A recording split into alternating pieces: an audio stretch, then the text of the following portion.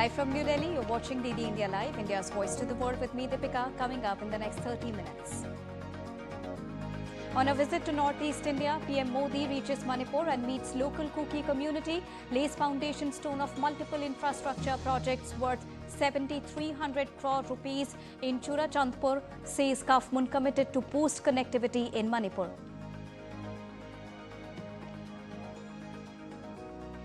Prime Minister Narendra Modi underscores the role of Mizoram in government's Act East policy, inaugurates multiple projects worth 9,000 crore rupees.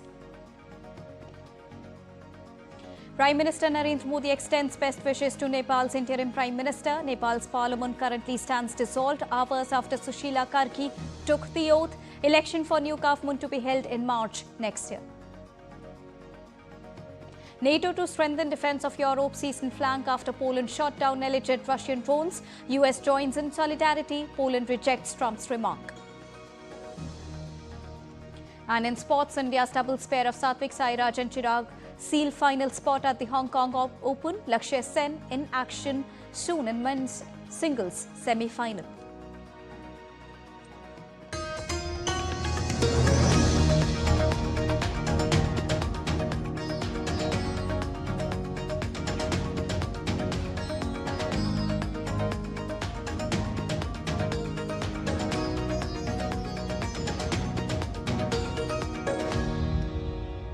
Good afternoon to all the viewers joining us at this afternoon broadcast. To begin with the latest, Prime Minister Narendra Modi today is on a whirlwind tour of Northeast India. Prime Minister is in Manipur and laid the foundation stone of multiple development projects worth over 7,300 crore rupees at Churachandpur.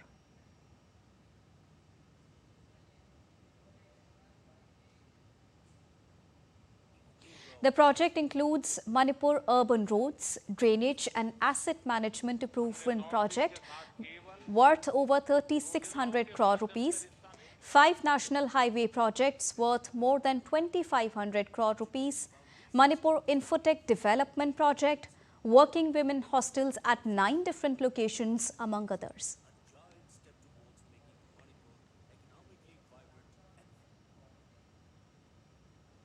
Prime Minister Narendra Modi was felicitated as he arrived on the stage to address the gathering in Manipur. Addressing the gathering, PM said and talked about boosting connectivity in Manipur. Earlier, on his arrival in Churachandpur, Prime Minister Narendra Modi interacted with the local Kuki community and spent time with them. The Prime Minister was given a warm welcome with people standing on both the sides of the roads in Churachandpur.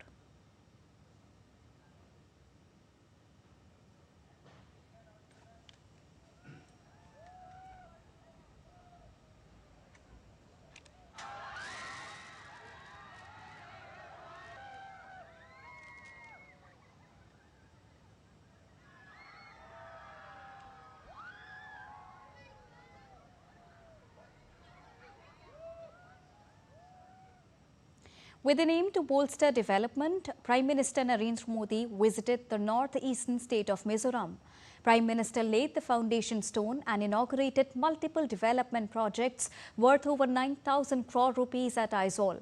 These projects cater to multiple sectors including railways, roadways, energy, sports, among others. Prime Minister Narendra Modi inaugurated Mizoram's first railway line and flagged off the state's maiden Rajdhani Express connecting Aizawl with Delhi.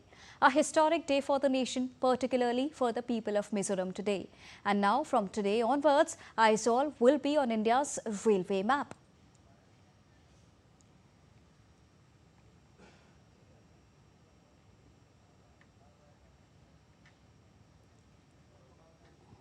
Addressing the event, Prime Minister Modi underscored the role of Mizoram in India's Act East policy.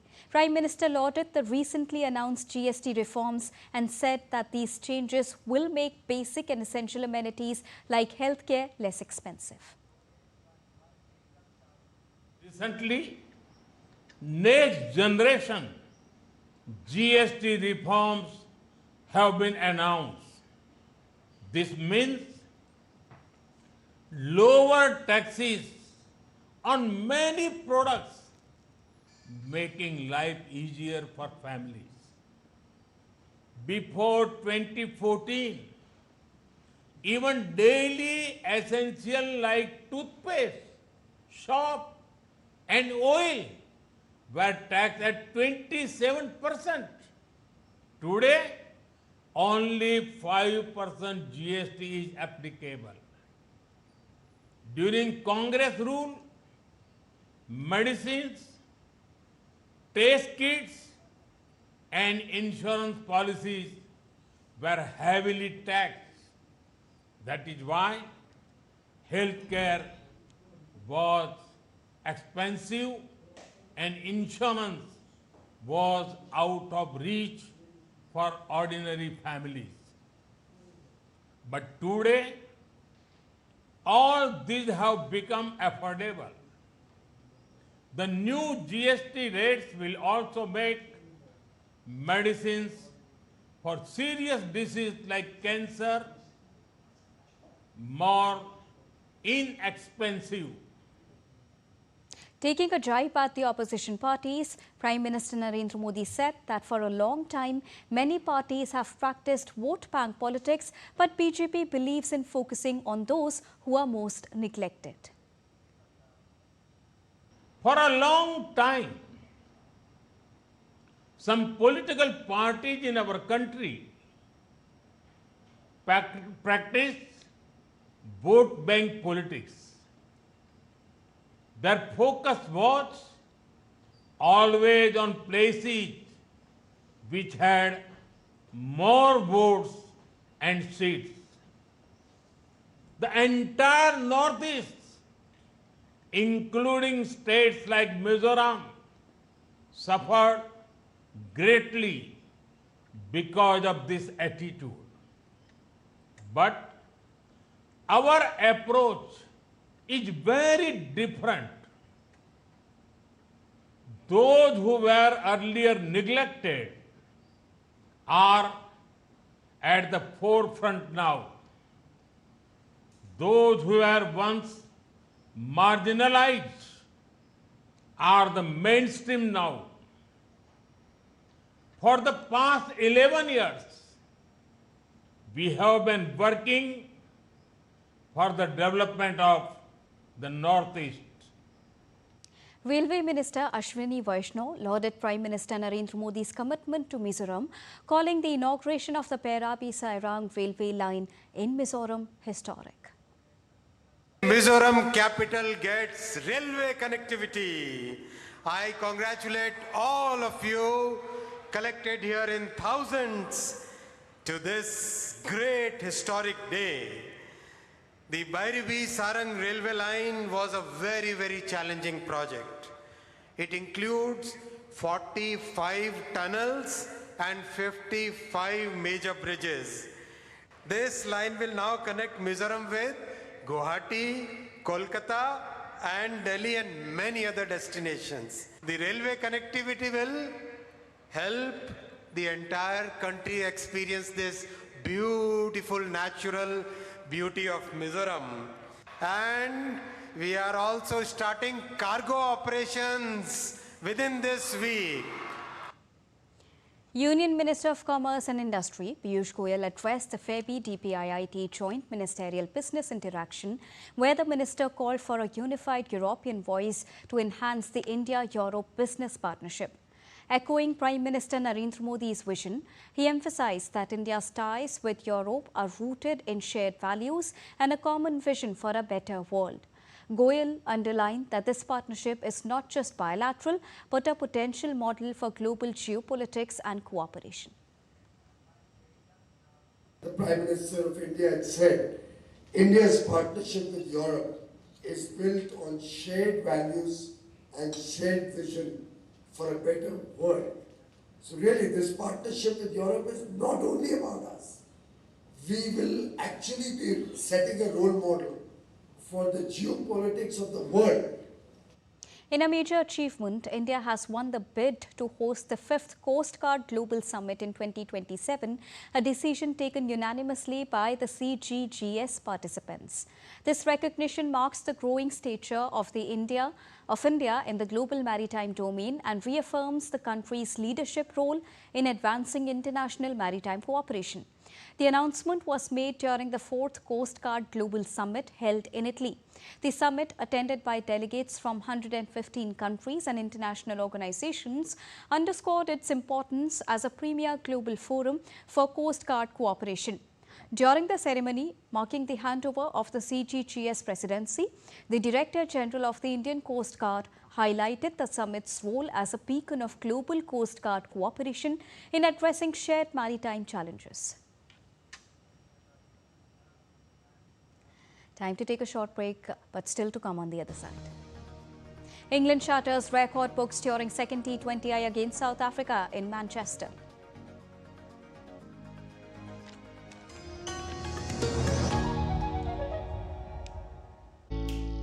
Jharkhand will mesmerize you with majestic nature, rich heritage and colorful culture. Johar. It fits perfectly. Thank you. Full workout हो गया. Ready?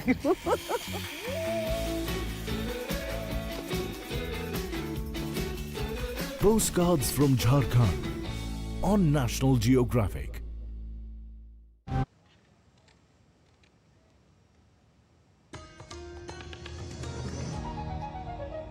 Welcome back after that short break. You're watching DD India Live. On to Nepal updates now.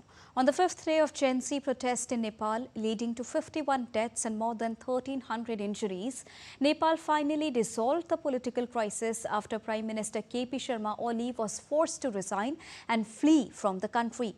The former Chief Justice of Nepal, Sushila Karki, took oath as the Prime Minister of the interim government of Nepal. After intensive discussions from the last 3 days and a formal dialogue at the President's office, it was decided to appoint former Chief Justice Sushila Karki as the head of the interim government. Sushila Karki becomes the first women Prime Minister of Nepal. She is the first women Chief Justice of Nepal who was widely praised for her integrity. President Ramchandra Paudel has dissolved the House of Representatives, which is the lower house of the federal parliament, upon the recommendation of Prime Minister Sushila Karki. According to a press release issued by the Office of the President, the date for the next election to the HOR is fixed for the 5th of March 2026. Prime Minister Narendra Modi extended best wishes to Nepal's new interim Prime Minister, posting on his official account on X. He wrote, and I quote him here, "I extend my best wishes to Right Honourable Mrs. Sushila Karki on assuming office as the Prime Minister of the interim government of Nepal. India remains firmly committed to the peace, progress and prosperity of the people of Nepal." Unquote. In a pivotal response to Nepal's escalating political crisis, India welcomed the formation of a new interim government on Friday. India's statement emphasizes continued collaboration as close neighbors and fellow democracies to foster well-being and prosperity for both the nations. Karki, backed by youth activists for her anti-corruption stance, is tasked with dissolving the parliament and organizing elections by March next year, marking a potential turning point in Nepal's turbulent journey towards reform.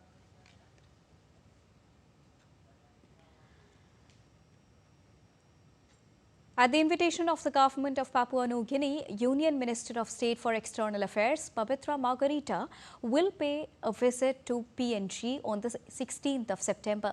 The minister will take part in commemorative events marking PNG's 50th anniversary of independence on behalf of Prime Minister Narendra Modi. During the visit, the MOS is expected to hold bilateral meetings with political leadership. He will be interacting with Indian diaspora and the business community. The visit of the MOS External Affairs to Papua New Guinea would provide an opportunity to continue India's engagement with the leadership in the Pacific Island countries. In May 2023, Prime Minister Narendra Modi chaired the historic third summit of the Forum for India-Pacific Islands Cooperation in Port Moresby. The World Trade Center in Mumbai and All India Association of Industries organized an exclusive session titled GST 2.0 Road to Viksit Bharat on Friday, uniting the policy makers and industry leaders to discuss India's evolving tax framework. K.R. Uday Bhaskar, who is the Principal Chief Commissioner of CGST and Central Excise, announced significant GST 2.0 reforms effective from the 22nd of September, aimed at simplifying compliance and boosting growth. Bhaskar noted that GST generated 22 lakh crore rupees last year, with Maharashtra contributing 21%. The session highlighted AI-driven compliance, automation and alignment with India's Viksit Bharat 2047 vision, emphasizing stakeholder-driven policy decisions. We will be monitoring the prices both before and after the changes will take effect from September 22nd onwards.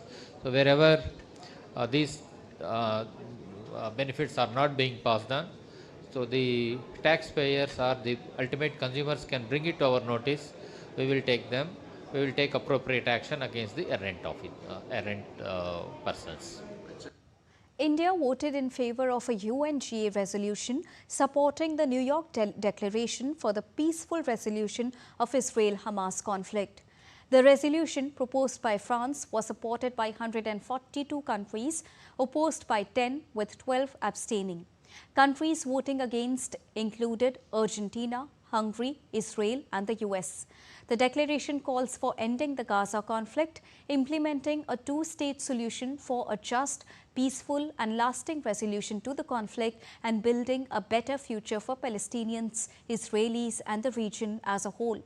It urges Israeli leadership to publicly commit to a sovereign, viable Palestinian state under a two-state solution. Erika Kirk, the widow of Charlie Kirk, delivered her first public remarks on Friday, vowing that her husband's mission would continue despite his assassination. She described Kirk as a man who laid down his life for the nation. Erika thanked President Donald Trump, Vice President J.D. Vance and law enforcement officials for their support in the aftermath of the killing. My husband laid down his life for me, for our nation, for our children. I want to thank my husband's dear friend, Vice President Vance, and his phenomenal wife, Usha, for their love and support. I want to thank President Trump and his incredible family for the same. A massive accident occurred in Karnataka's Hassan when a heavy goods truck rammed into a vibrant Ganpati Visarjan procession in Holinarasipura. The accident left 9 people dead, with the district administration warning that the death toll may rise. As many as 22 people have sustained injuries during the incident and have been transported to various hospitals. Police have registered a case under relevant sections, initiated an investigation into the crash and taken the injured driver into custody.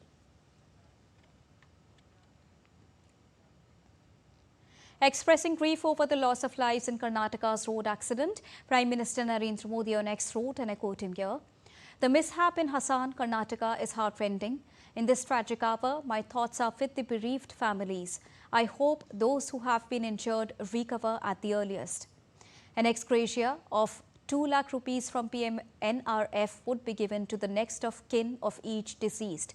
The injured would be given 50,000 rupees. Unquote.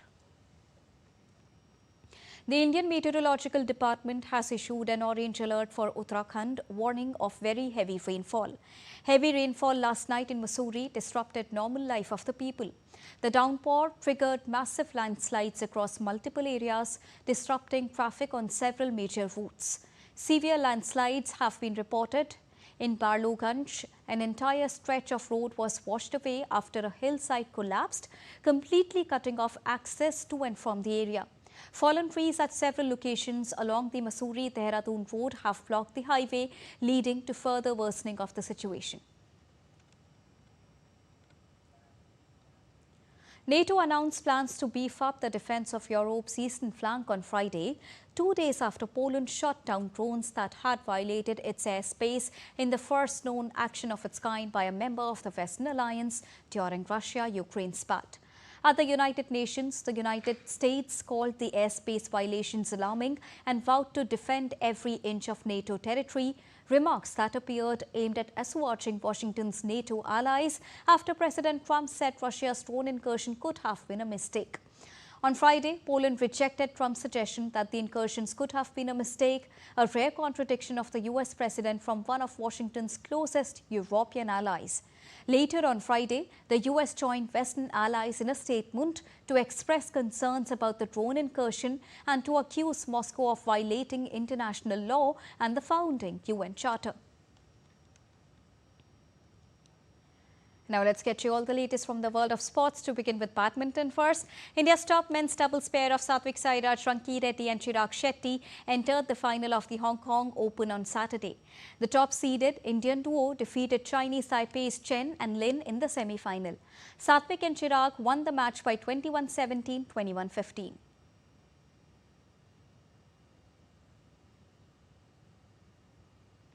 Meanwhile, Lakshya Sen will be in action soon in men's singles semi-finals. India's top-seeded shuttler, Sen, knocked out compatriot Ayush Shetty in the quarter-final round. Both Indian shuttlers went toe-to-toe in the high-octane game. Eventually, it was the more experienced Sen who came up trumps to win the three-game thriller. In cricket, England shattered record books during the second T20I against South Africa at the Emirates Old Trafford in Manchester on Saturday. The Harry Brook-led side became the third team in the world to cross the 300-run mark in T20Is and the first against a full member nation to achieve the feat. Being 0-1 behind in the series, England flexed their batting muscles and as they posted a humongous score of 304 for 2 in 20 overs.